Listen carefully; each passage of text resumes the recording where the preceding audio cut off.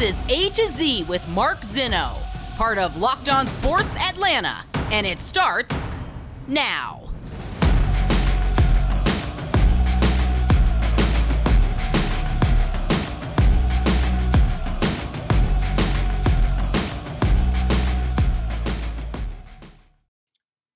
Good afternoon. Welcome to A to Z here on Locked On Sports Atlanta, where today I ask you objectively, how do you feel about our chances? Welcome into A to Z here on Locked On Sports Atlanta. Thank you so much for joining us here on this Thursday, and what a glorious Thursday it is. Not only does the Masters get underway, Major League Baseball starts today. We have got such a jam-packed show for you, and we appreciate you making A to Z part of your daily regimen, and thank you for being part of Locked On Sports. Before we dive into it all, this segment of the show is brought to you by our friends at Rock Auto. With the ever-increasing number of makes and models, it's now impossible for your local chain of auto parts store to stock all the parts you need. Why endure often pointless and seemingly intimidating questions and wait while the person behind the counter is sitting there typing, looking parts in their computer, choosing the only brand in their warehouse that happens to carry? Well, you have computers and access to rockauto.com. You can do that from your home and in your pocket. You save time and money when using Rock Auto. Why choose to spend 30, 50, maybe even 100% more for the same parts from a chain store or a car dealership?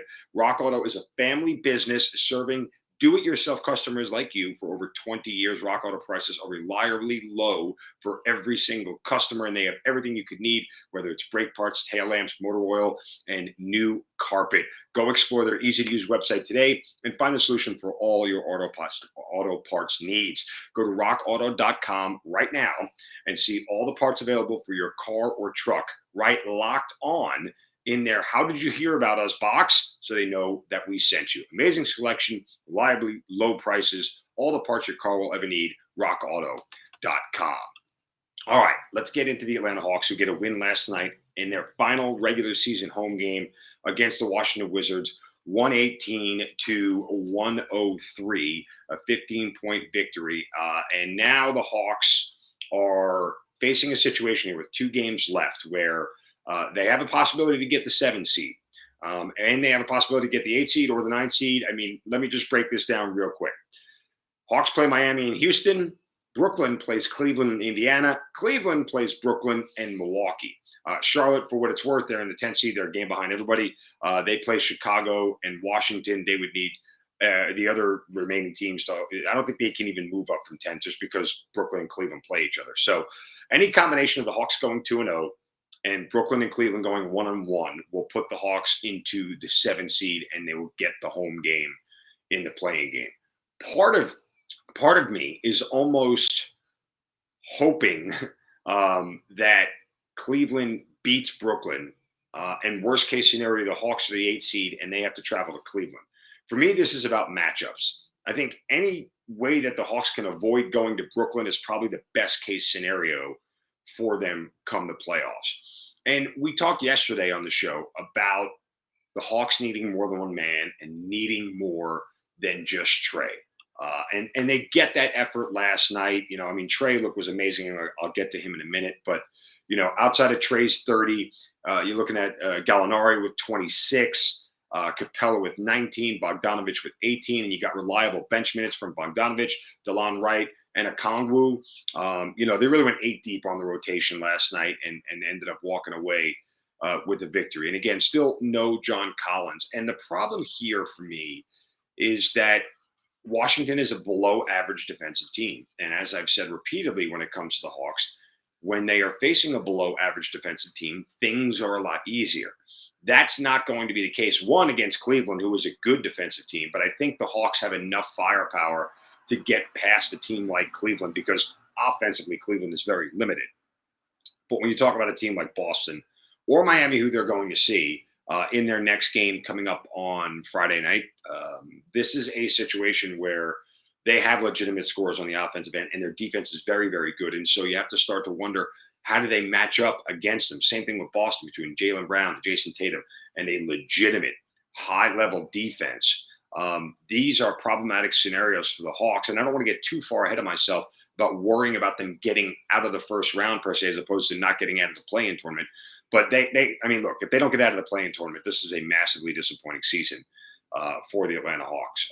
I think when you get to a 7-game series against the Miami or against the Boston, if they lose that series, that's a little bit of a different conversation. But still, again, this is a team right now that I still feel is slightly incomplete without John Collins. And that's tough to say because Trae was amazing last night. And what do you talk about with Trae's box scores, right?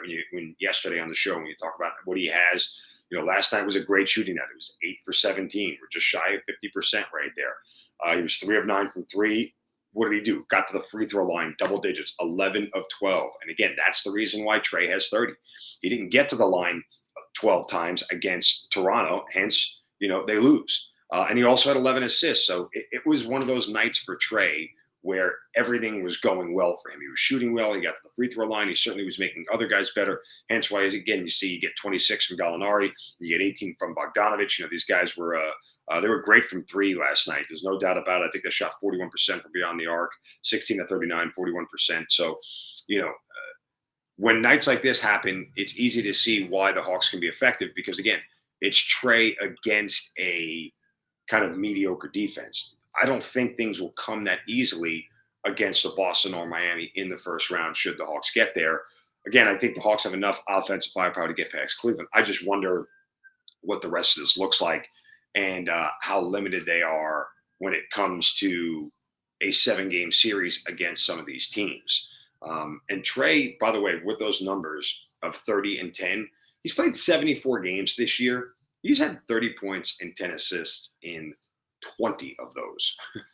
That's over a quarter of his games. He's getting 30 and 10. And I don't want to open up this can of worms, but I will say, again, it's kind of silly at this point that Trae isn't going to get much MVP consideration, given everything that's out there and between Embiid and Jokic and obviously LeBron the season he had, even though he'll probably get some votes, even though he's definitely not going to win it. And then you have John Morant in the conversation. It's just like, where does Trae fit into it?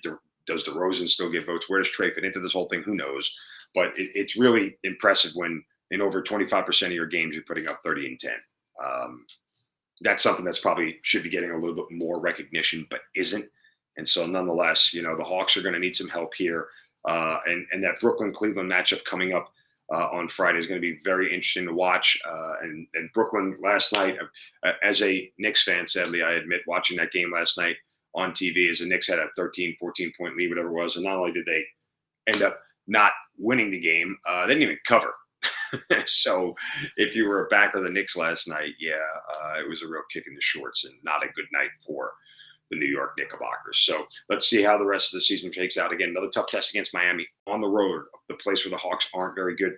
And Miami still has something left to play for. They need to win one of their last 2 games to lock up the number 1 seed in the East. And I think that's unfortunate because I would have loved to have seen them not have anything to play for. But this is where the Hawks are. A tough road game against Miami, and they finish up against a cupcake of Houston. All right, coming up next, some interesting comments about Freddie Freeman from a Braves star, and how much will the Braves miss Freeman?